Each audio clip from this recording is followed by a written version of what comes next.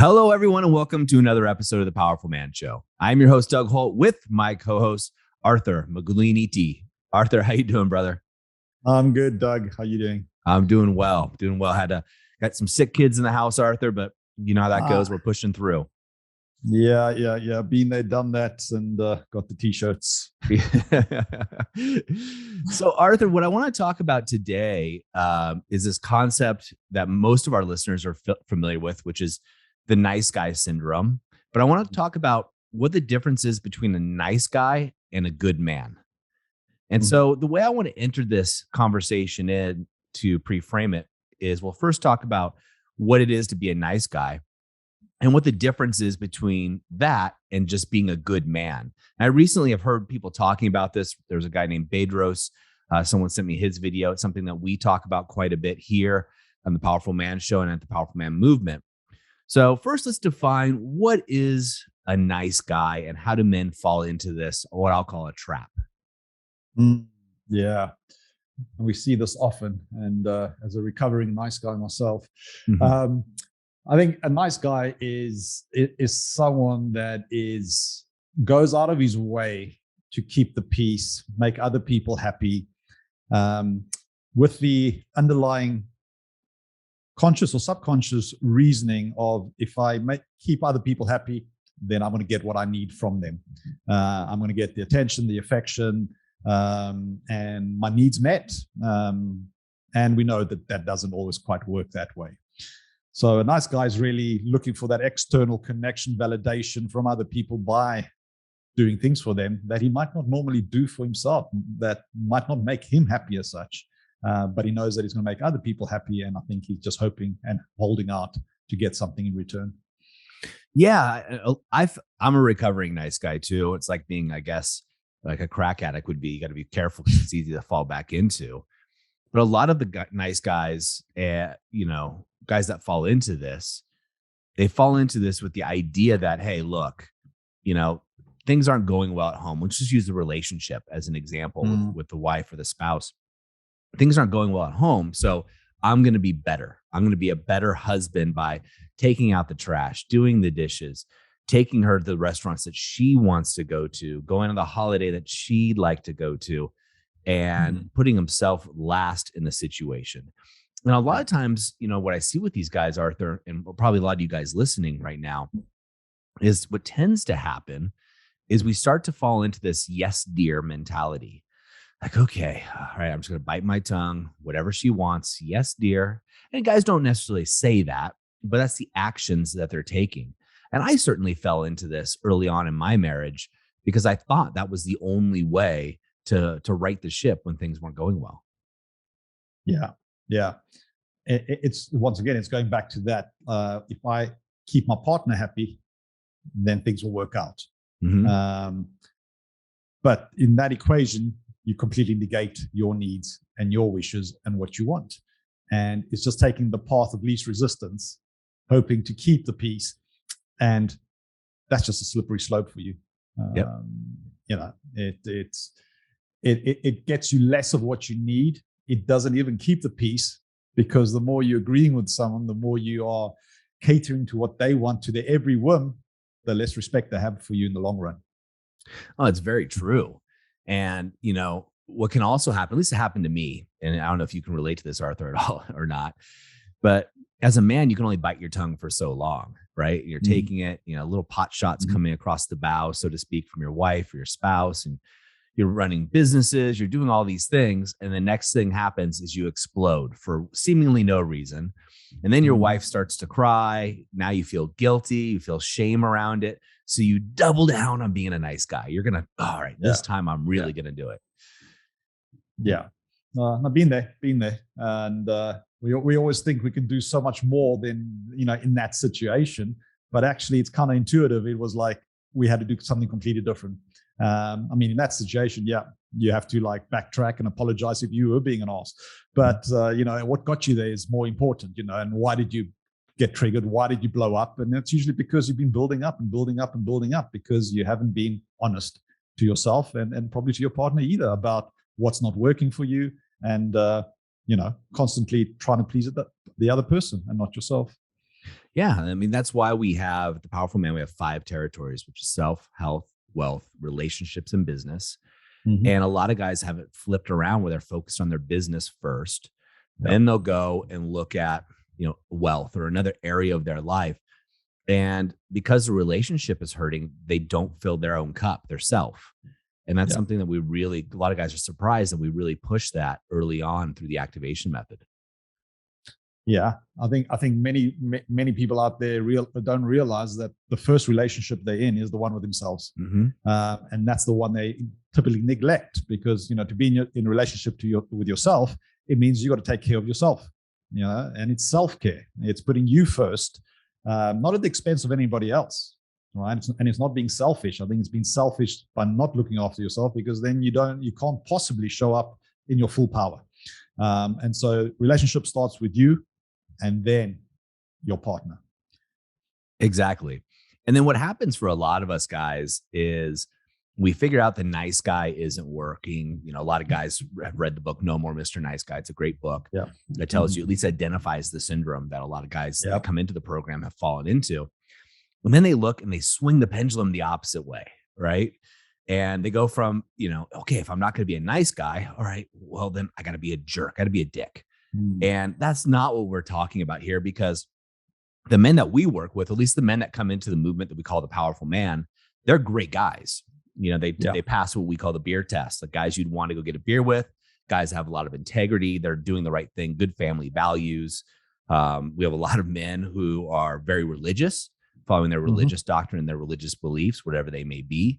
And they're great, great guys. But they also realize this nice guy thing didn't get them where they wanted to go. So what's the alternative? Well, the alternative is to come join us and we'll show you. But the alternative is really to focus back on themselves and get really clear what makes them happy. Yeah. What is their boundaries? What makes them happy? And being able to communicate that with their partners. It's also about the boundaries. It's like, what am I prepared to do? How do I fill my cup? Being clear on all of that, but going back to my point about being in a relationship with yourself. How do I keep myself happy? How do I keep myself full, my cup full, so that I can overflow into my partner? A lot of the guys that we work with are empty because they, as you say, they run their business and they might be great businessmen and great success, but they've been banging their heads just like a fly on a glass door. It's like bang, bang, bang. And why is nothing changing? I'm trying so hard. And so they are trying to improve the situation from an empty cup. Yes. And that's never going to work.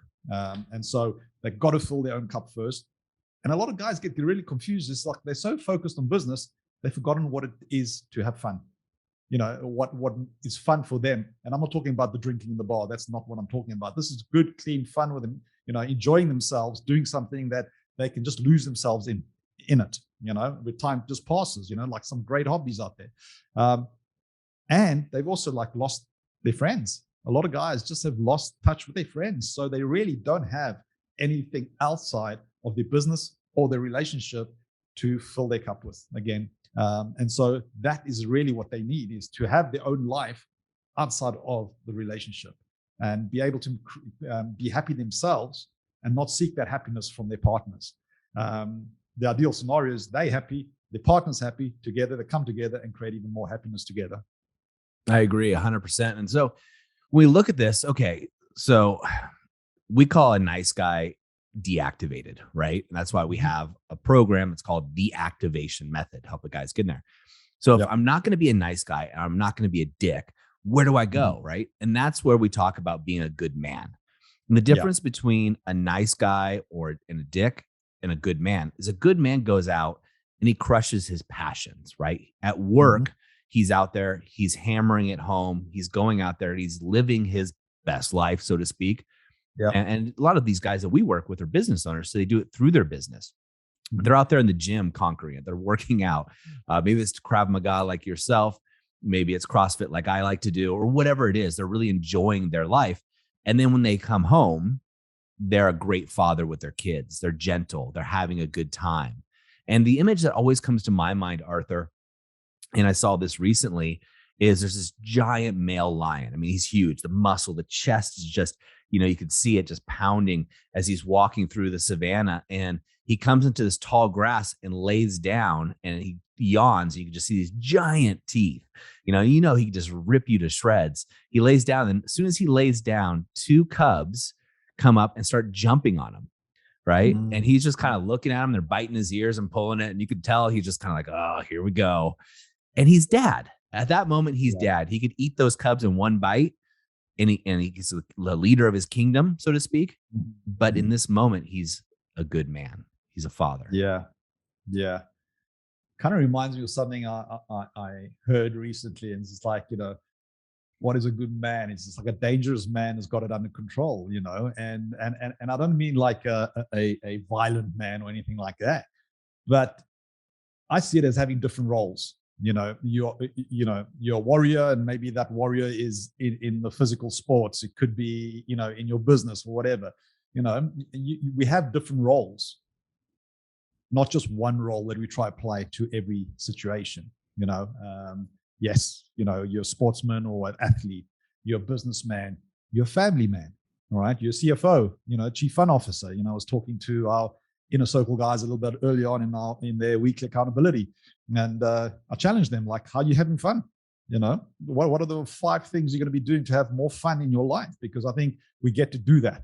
But a good guy is really just excelling in all areas of his life, and I don't think there's a thing that we can say like has a balanced life. So that's not what I'm suggesting, because at times you're going to be more in your business or more in your relationship, depending on what you need. But a good man is one that is growing in all areas of his life. He's making progress in all areas of his life. And he's working on those things that have held him back in the past that might trigger him in the future, dealing with it, cleaning out the house, constantly moving forward, surrounding himself with people that just keep pushing him, supporting him, and challenging him to be the best version of himself. And I think that's what, in my definition, a good man is someone that's just becoming the best version of themselves in all areas of life. Yeah, I think, I love that. And I dug up the quote because I love that quote. It's by Jordan Peterson. So I'm going to read it real quick for the guys that haven't heard it. But the quote is, a harmless man is not a good man. A good man is a very dangerous man who has that under voluntary control. There we go. Yeah. And I think a lot of men have this primal instinct within inside of them. And what's happened is through society, through conditioning from their parents, whatever it may be. And they no longer play sport for a lot of guys. They're not doing a martial art for a lot of guys. And so they start to really push that primal side of them down. And they look at, anger's bad, right? Aggression's bad, right? So I can't go there. And they stuff it down so much, they almost neuter themselves and become deactivated. Now, just so you guys know, Arthur and I are not suggesting that you become a violent person. We're not suggesting that you become abusive. We're not suggesting you become a jerk, the kind of alpha male who's beating his chest, to show everybody how strong he is. That's not what the powerful man's about at all. It's more about having your inner power and being able to stand on your 2 feet. So you are the lighthouse in any situation. So when the waves of society or the world come crashing against you, you stand strong and you're a beacon for other men, women, children to follow. You're a leader in your community. And that to me is what a good man is. It's somebody who's going to have integrity, who's going to have great intentions for their family, who wants the best for their family. They may not know how to get it right now, and that's great, but they're not scared to raise their hand and say, look, I don't know how to save my marriage. I don't know how to get to this other side. I could use some help here or some guidance, and I could use some other great men around me to help me guide me there. And that takes courage. And courage, as we always talk about, is stepping into fear despite being afraid. You step into it anyway. That's what courage is. Yeah, no, I love that. I think the greatest steps that I've done in my life has been when I've surrounded myself with like-minded individuals. And I think the key here is we're not talking about an ego-led, a person. We're talking about heart-led. And I think that's a big difference. If you're heart-led, you're coming from your truth, you're coming from, sharing your truth and love and kindness. And there's a dangerous side to you. There has to be, but you don't go there unless you threatened or your family's threatened. Yeah. And then you should be able to protect them. and I'm not sure how many guys out there are able to, and we sometimes we see, guys think, oh no, I'll call the police, I'll do this, I'll do that, but nah, it starts with you. It Mhm. starts with you, uh, and you might never need it, but you want to be able to when you do. So I love what we're talking about here. Just a guy that's heart led, integrity, authentic, whole person. Without the masks that we see so many guys walk through the door with, of I got to be this in business, and I got to be that in this, and I got to be that in that, but really, they're not being any of that, and they're just hiding behind those masks that have created for themselves. Yeah, and when you guys hide, guys, we as men, when we hide behind the masks, so to speak, we hide behind these facades where everything on the outside looks great, but when you look behind closed doors, not going so well. Really, what we're Yeah, doing is stifling ourselves here, and we're making it harder for ourselves. And there's another quote that I'm going to throw out there: is it's better to be a warrior in a garden than a gardener in a war, right? And love that these are one. classic quotes, but they're so true. But Yeah, really, you want to know who you are. You don't want to pretend that you're a warrior and really be a gardener, right? That's going to be a worst case scenario. yeah, So figure out where you are in the situation and then take the courage to ask for help, because there is that middle ground where you can be the man that you want. You can get the things in life that you want. In fact, your wife probably wants you. In fact, I can almost guarantee she wants you to be more direct with her, mm, and you can still be a great guy. You don't have to be a jerk about it. I mean, Arthur travels around the world leading groups of men. He gets to do mostly what he wants to do. I mean, within reality, I do, Tim, the rest of our coaches do, and our wives support us. Our partners support us doing this. Not because we're nice guys, because we're good men, and they know mm, the intention behind what we're doing. The guys that come through our programs, these are men that they do it not only for themselves, but they also do it for their partners, and they do it for their children, their families, and their communities. And that's what really gets the results for these guys. And that's why a lot of guys continue on to the inner circle, as Arthur alluded to, or the brotherhood, which are 1 year programs that we offer. They're mastermind groups with like minded individuals. yeah. I think that is so important, to surround yourself with like-minded individuals. We say like steel sharpens steel, and just being in the conversation, like we are fortunate to be on a daily basis. We get just to improve continuously because we keep looking at ourselves in the mirror. Are we showing up in the best way possible? Are we doing what we preach? And having people around you that really care for you, because I think that's the one thing that I love about what we do is every guy in the groups really does care about the other guys in the groups, and you can see that concern, the way they respond to each other, the way they support each other, the way they call each other up. Um, because nowadays you can't do it on your own. Yeah. I'm not sure you could ever do it on your own, really. But things are moving so fast that unless you have a network of supporters, then you are going to get left behind, and it's going to be difficult. And if I look back in my life, the times that the most difficult times was when I was trying to sort it out myself. And so that's not the solution, and that's from experience. Yeah, it really is. And so when we look at this, on to come full circle again for what we call the movement, which is the powerful man, the nice guy syndrome, we call that a deer, right? And that's an Mm, acronym for defending, excusing, explaining, and reacting. And when you're in this nice guy energetic state, or you're being the nice guy, you're doing those four things, right? You're doing those things routinely. Your wife, you come home, let's say you come home a little bit late from work, as an example, and your wife goes, "Oh, I had dinner ready. Why are you always late?" And she snaps at you, and she's not being nice, because this is a pattern. By the way, she's probably not really upset about that. But you start defending yourself. Well, geez, I'm working my butt off to provide for this family, and I'm working so hard, and da da da da da. And you get all upset and you get huffy. So you're reacting. So you're defending, you're explaining what's going on. You get into deer mode. And that creates this perpetual cycle of distance where you could be 6 inches apart from your wife, but it feels like you're 6 miles apart. You might as well be. And you're so lonely. Then on the other side of this, we have the good man. That's the wolf. He's wise, he's open, he's loving, and he's also fierce.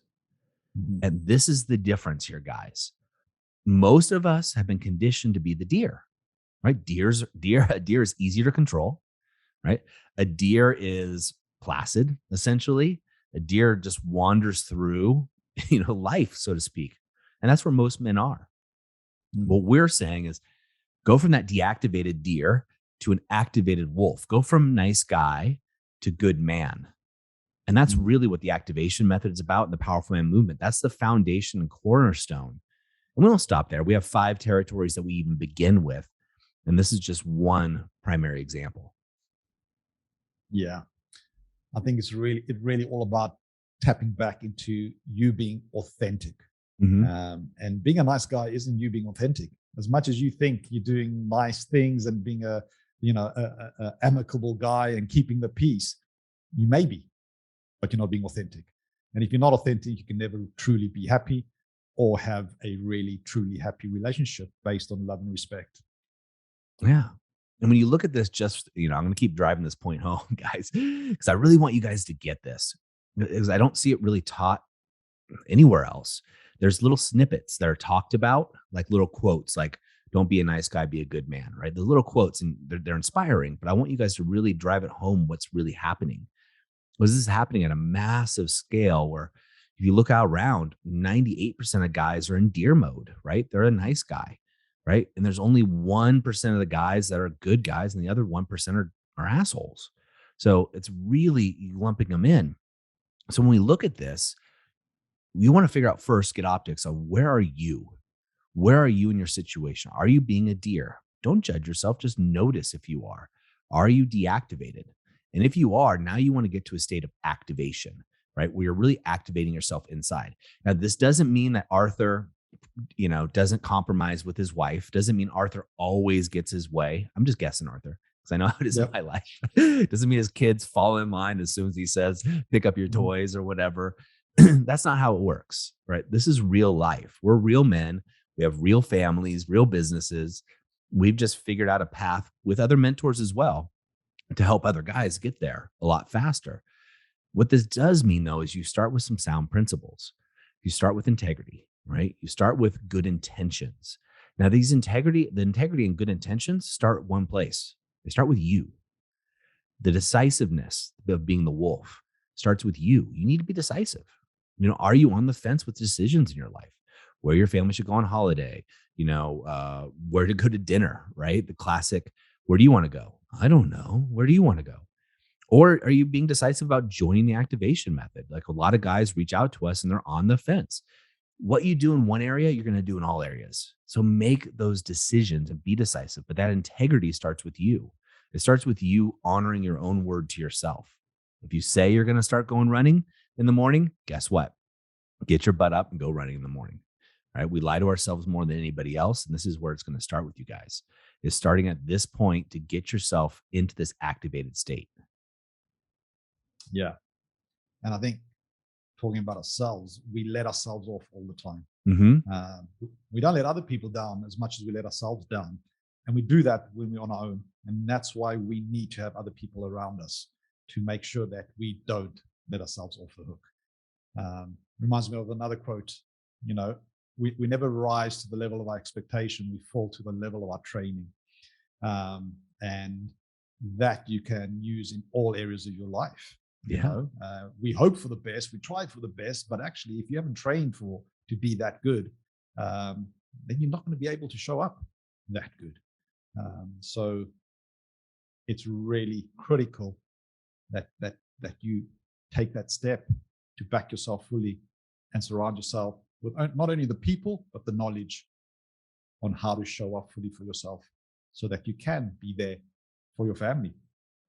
Because we know for a fact, as much as your intentions of being a nice guy to get the affection, that's not how you're going to get it. Yeah, it's not. And so this is the only route that I know of.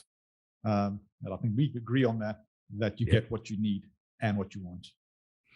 Yeah. And guys, the definition of insanity is doing the same thing over and over again and expecting a different result. So if you're like Arthur was, and like I was, in this state, first of all, like I said, don't judge yourself. 98% made up statistic, right? But by far the majority of men walking around are in this nice guy or deer mode, as we call it, or deactivated. Pick your terminology. And it's that shift, right? It's that shift to get you over to the activated mode. And it can be a paradigm shift, but it's like bathing. right? It's something you need to do daily, right? Something that's highly recommended you do it often and keep coming back to it. And that's where things like surrounding yourself with great guys that could be around you, being in the conversation, like listening to this podcast, having this consistently in your thought process as you work yourself through it is going to allow you to continue to do it. Arthur, man, I thank you for all that you do. I love this conversation because having this with you reinforces for me all the things that I get to do to stay in the wolf state, stay in that activated state. So I appreciate you and all you do for the movement. No, likewise, Doug. Always great to be on the podcast with you and being in the conversation with you and working with you. It's a highlight. Yep. So guys, as we always say, in the moment of insight, take massive action. Decide, where are you today? Are you in deactivated mode, and do you need to get activated? If so, take action. Jump on a call with one of our advisors to see if this situation is the best for you, right? Whatever you're going to do, be decisive and take action. Be the wolf, not the deer. We'll see you next time on The Powerful Man Show.